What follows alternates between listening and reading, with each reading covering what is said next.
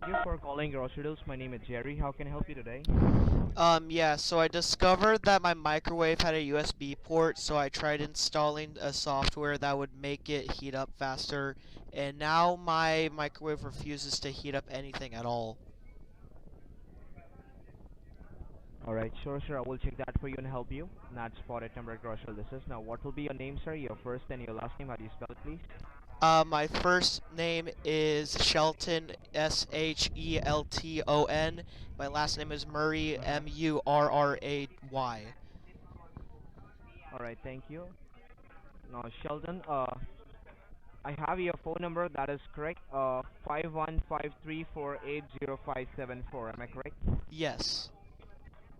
Thank you so much.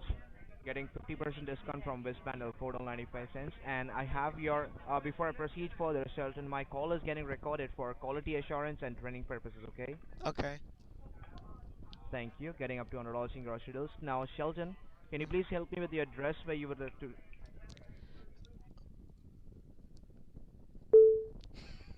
I'm sorry, I couldn't think of an address. I couldn't think of a fake address. But at least we got one. Oh boy.